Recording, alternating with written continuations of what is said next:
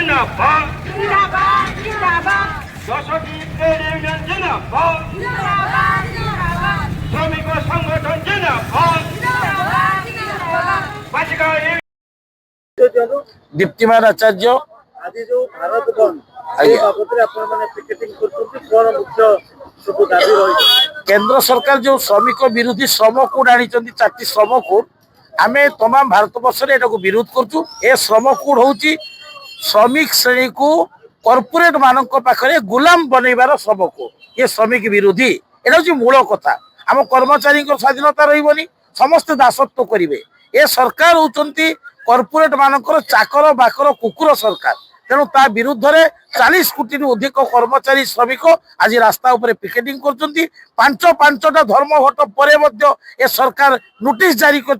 श्रम कोड को लागू करने आज विरोध ए आंदोलन आज जो कार्यक्रम करा जाउछि सरकार 29 टी श्रम आईन बातिल करी 4टी कड़ा श्रम कोड लागू करिसंती जहाँकि साधारण श्रमिक को शोषण करी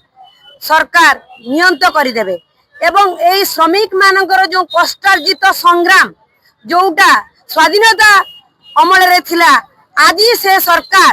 अत्यंत यही 4टी कला आईन जो लागू करिसंती ता माध्यम रे देशी विदेशी पुंजीपति मानकु सेमाने टेकी दउछंती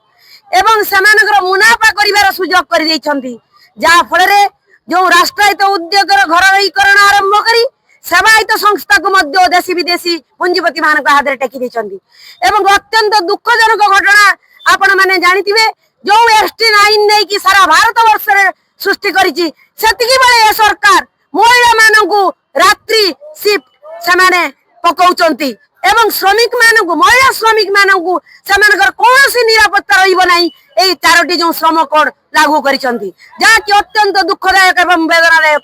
एवं जो हड़ताल कथा हड़ताल कथाटा केवल मुख्यतः केंद्र सरकार जो 4टी कला आईन जो लागू करिया बाबद जो कौशलगत भाव में जो एमेंडमेंट करके आणला एवं तो कार्यकारी करिया या द्वारा भारत वर्ष तमाम रे समस्त श्रमिक श्रेणी मानकर अधिकार को काढ़ी नबा स्वाधीन भाव में गोटे गोटे कर्मचारी